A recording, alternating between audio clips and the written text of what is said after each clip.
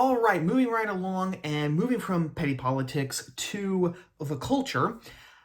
This past week, there was an online Zoom event for the Biden-Harris campaign that a lot of people were talking about because it featured everybody's favorite superheroes, the Avengers, or at least their Hollywood counterpart. Mark Ruffalo, the Hulk, was there. Zoe Saldana, Gamora, was there. Scarlet Johansson, the Black Widow, was there. Paul Rudd, Ant-Man, was there. Chris Evans, Captain America. Don Cheadle, the Second War Machine, was there. And even Robert Downey Jr., my man, Robert Downey Jr., Iron Man, was there, in which everyone, all of them, said that you needed to basically vote Democrat. You needed to vote for Joe Biden. You needed to vote for Kamala Harris in order to save the country. Kamala Harris herself actually made an appearance there. And she even drew an analogy between the Avengers and the 2020 election. This is from Variety, and this is what she said. "We all know honor and decency matters, and it matters whether you are saving the universe from Thanos or fighting for the soul of our nation. If the Avengers can assemble from across the galaxy, then the American people can get together from wherever we are, whoever we voted for in the last election, and whatever language our grandmother spoke, and come together to get our country on the right track." Is it just me, or is it a sad commentary on the state of our civic life that a vice presidential nominee of one of two of our major political parties has to encourage people to vote by comparing them to a bunch of comic book characters that have been made the nucleus of a multi-million dollar franchise?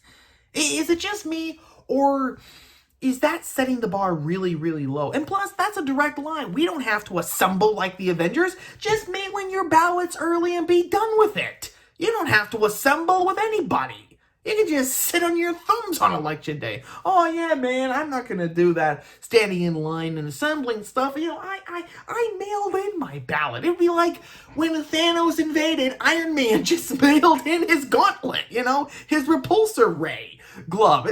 Captain America just mailed in his shield. Or something like that. I mean, that would be the real equivalent of what's happening in this election cycle so far. But yeah, so it was a big event. People could watch it if they donated any amount to the Biden and Harris campaign. And the stars themselves got very political. I mean, they were being political just for being there, but they got overtly political. Don Cheadle said, "Just remember how important this moment is and really show up." Well, Don, it's really kind of hard when people are just mailing in their ballots. Mark Ruffalo, the Hulk, Dr. Bruce Banner himself, said, "Vote Democrat, straight down the ticket." So that is what happened, but that is actually not the story, because there was a significant person who was not there at that Zoom campaign event. I rattled off a lot of those names. I'll list them again. But there was Mark Ruffalo, Zoe Saldana, Scarlett Johansson, Paul Rudd, Chris Evans, Don Cheadle, Robert Downey Jr., Chris Pratt. No, Starlord. Starlord was not there. And my friends, the fact that he was not there at that Zoom event, and the fact that he has not declared who he is voting for in this election, that he is actually treating our secret ballot like it's a secret, has made him person non grata for the woke mob. In fact, he was accused of violence for not saying anything. He was accused. Silence is violence. So Chris Pratt has now been accused of violence because he isn't saying who he's voting for, and because he didn't fully throw in his support behind Joe Biden, he is now accused of violence. And what's worse even is that, according to MSN Entertainment, quote, browse the comments and you'll see much of the vitriol directed towards the Jurassic World and Guardians of the Galaxy star can be chalked up to his perceived political leanings and religious beliefs. Last year, Ellen Page called out Pratt for the infamously anti-LGBTQ church he attends. I go to a church that opens their doors to absolutely everyone, Pratt said in response. Also, a quick glance at who he follows on Instagram will reveal a number of right-wing and pro-Trump personalities and organizations, from Ben Shapiro and U.S. Congressman Dan Crenshaw to Turning Point USA, a group with instances of racism section on their Wikipedia page, longer than most Wikipedia pages. Pratt, however, has never been vocal about his political beliefs. And in fact, it's widely believed that Chris Pratt donated to President Barack Obama's re-election campaign in 2020. But the very fact that he has not said who he's voting for this time around, the very fact that he wasn't at that Zoom event for Biden and Harris, and the fact that he follows Ben Shapiro and Dan Crenshaw and Turning Point USA on Instagram immediately means that he must be erased. And in fact, some people are actually saying that on Twitter. There was this poll going around where they said one of them has to grow. He has been voted the worst Chris in Hollywood, as a matter of fact. They showed 4 pictures. This kind of sort of stupid. It's one of those things. Twitter polls are stupid, but they can really give you an insight into the cultural zeitgeist. So this thing was going around on Twitter, and it showed a picture of the quote-unquote 4 Chris's of Hollywood. There's Chris Hemsworth, Chris Pratt, Chris Pine, who is not part of the Marvel universe. He's part of the DC universe, actually, as Steve Trevor, Wonder Woman's boyfriend, and also the new Captain Kirk, and then Chris Evans. So Chris Hemsworth, Chris Pratt, Chris Pine, and Chris Evans. And a lot of people were saying Chris Pratt because he's MAGA. He is the worst Chris. He's a Christian, and he's MAGA. Even though he hasn't said he's MAGA. He hasn't said that he's voting for Trump. But because he wasn't there for Biden, that automatically makes him pro-Trump. Now, that would be bad enough. But the story gets worse, gang. It always gets worse these days. To their credit, Pratt's co-stars in the Marvel movies actually stood up for him. Robert Downey Jr. on Instagram said, Chris Pratt, he's a true Christian. He loves everybody. He serves everyone. He's not bigoted or prejudiced towards anyone or against anyone. So all of you people out there condemning him, why don't you go home, get your house in order, get your soul in order, and then you can come back and join the conversation.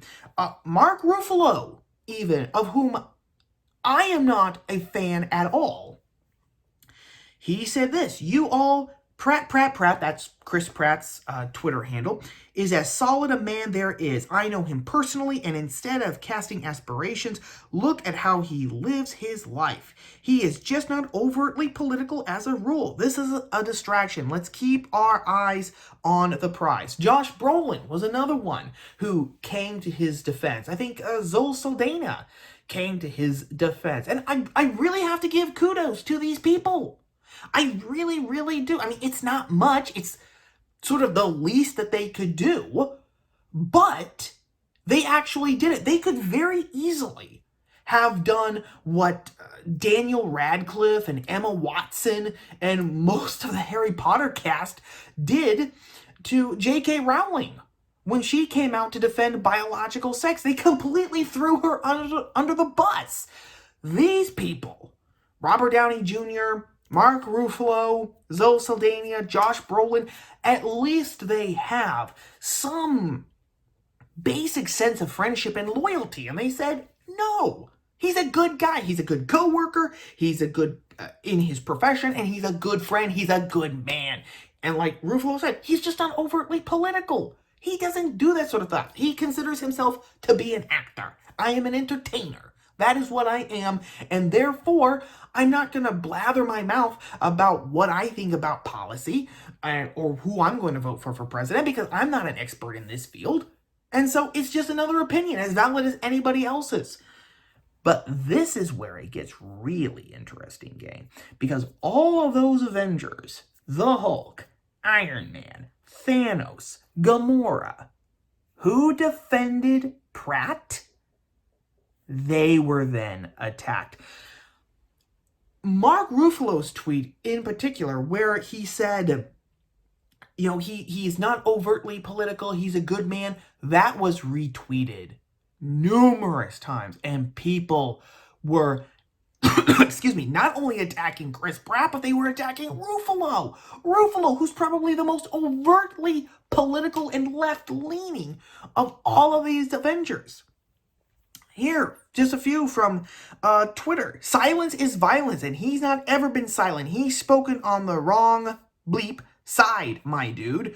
Silence is violence, Mark. Your friends aren't excluded from that. He supports a literal fascist white supremacist. I don't care if he's not overtly political. Associating yourself with someone like that is violent. So bleep you and him.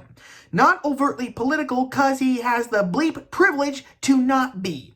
Imagine having the luxury to not be overtly political because your rich, hetero, white bleep rights are never in any danger. Chris Pratt's silence is complicity. Not being overtly political is one of the most political acts there is. Not being political is not acceptable as fascism emerges in America. When good men do nothing, evil wins. Silence is complicity. If he, Pratt, doesn't want people to see it that way, all he has to do is open his mouth and say the word. So in other words, emotional blackmail.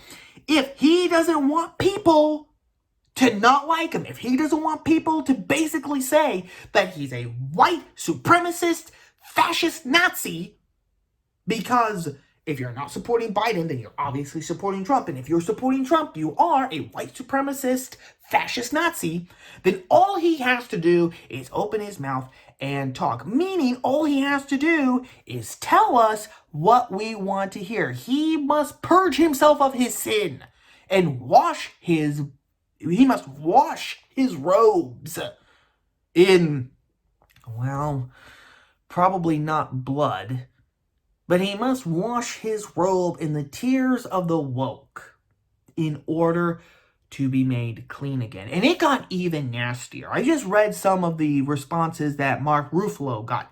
There were people on Twitter who were calling Zoe Saldana a coon for supporting and backing Pratt. Okay? Zoe Saldana is a left-wing actress. Like, I would say 97% of the actresses out there, 97% of the successful ones at least. She's also black, okay? But we all know it because she was in Star Trek too. She was, what's her name? Lieutenant Uhura, right? They called her a coon. They used derogatory racial slang against her for standing up for her co-worker, her co-star, and I'm guessing at least, her professional friend. I don't know if they're, friends off stage. I don't know if, they text each other like brother and sister. They invite each other's families over for dinner. I don't know. I don't know. But I'm betting that at least on set, they are friends. Okay? So that is the state of the culture. That is a great eye-opener to where we are in the culture, gang. And it actually reinforces what I have said. I've said before that there is no Democratic Party anymore. Really. The vestiges of it are still there, but it's a husk. It's a zombie. The only thing now giving it life is the mob. Whenever the mob says jump, the party will say how high. The mob says we want this, the party will say we need this. Now, they might not say it exactly. This is one reason I think why Biden has been so wishy-washy about court packing. You know, he doesn't want to say. The mob wants court packing because they don't want there to be, they don't want any pretense anymore. They just want full, complete control of every aspect of society. Biden knows that he can't oppose court packing like he used to last year because he needs the mob to win. But at the same time, he can't come out and say it because then people will actually see him for what he is, a puppet of the mob. And so he said, I'm not going to talk about it, or, I'll create a bipartisan commission to look at the issue, which is a non-answer. This shows the same thing. For years and years and years, we thought that these Hollywood celebrities, these left-leaning, leftist, breathing actors and actresses, we thought that they were running the show. They were saying what was going to happen, what was going to be policy, because they were popular, they were rich, they were successful, and they breathed leftism. And when they talked about things, and now anymore, even when they talk about things in Hollywood, because critical theory has now, just drilled itself into Hollywood. Look at what happened with the Best Picture nominations that we talked about a few weeks ago. But now we see that even they are controlled by the mob. You say one thing we say one thing that the mob doesn't like, and they will come after you. And they will come after you with hammer, tongs, sword, and spear, nail, and hammer. And they are not afraid to use racial slurs against you, which makes actually perfect sense. Remember, Nicole Hannah-Jones, the brains behind the 1619 Project, she said in a now deleted tweet that there is a bifurcation between being racially black and politically black. Zoe Saldana backing up a guy who has now been accused of being a white supremacist, fascist Nazi who has white hetero privilege, is obviously now not politically black enough. And so she's a fake black woman. She's a traitor to her race. For that, the mob is in control. The mob gets more and more control of more and more of the leverages of power, more of our institutions, more of our lives.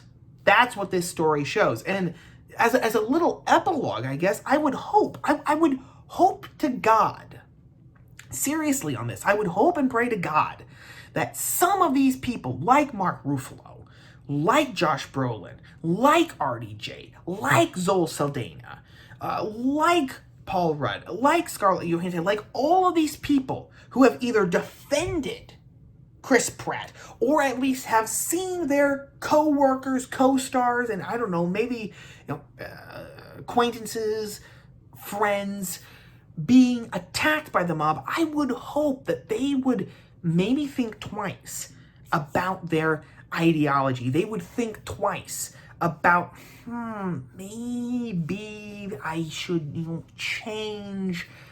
Maybe I should look at this again. The problem, however, that I fully admit, is that I doubt that that's going to happen. They may do it in here. They may be thinking, my God, what's happened? This might be the splash of cold water on their face to the new reality. You're not in charge anymore. You're only a star if we say that you're a star. Because if we label you with racism, fascism, sexism, misogyny, white supremacy, etc., etc., etc., it's going to stick. And then we will destroy you and your career. Doesn't matter if you were the Hulk to great acclaim. Doesn't matter if you were Iron Man, Captain America, or anyone. We will destroy you.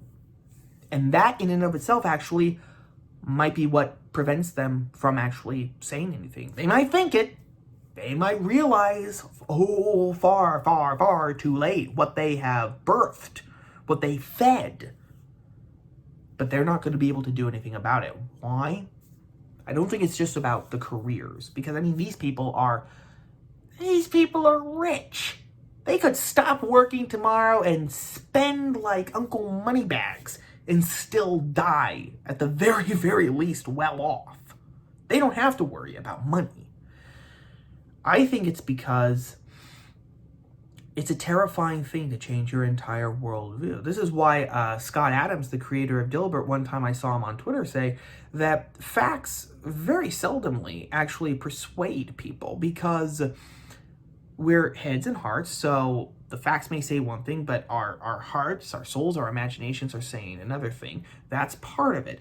Another part is, I think that Claire Lehman, who is the editor of Quillette magazine, also said this on Twitter, or at least she retweeted it. It was that when you change political affiliations, or when you change tax brackets, if you become richer, for example, then your circle of friends change.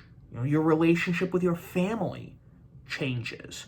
Everything changes in your life. It is not a simple, oh, everything is better now because I'm rich, or oh, everything is better now because, I changed my mind about politics and now I'm over at this side. Everything about your life changes, especially now when everything is so partisan. And they know that as well. They don't want to be outcasts, not only by their profession and their workplace, Hollywood, but by their friends, by their families, maybe by their spouses. They don't want that. And so I would be very much surprised if they actually say anything, even if they do say the error of their ways, which is how soft totalitarianism works. It keeps you in fear. That's another lesson from this story. That is number 2.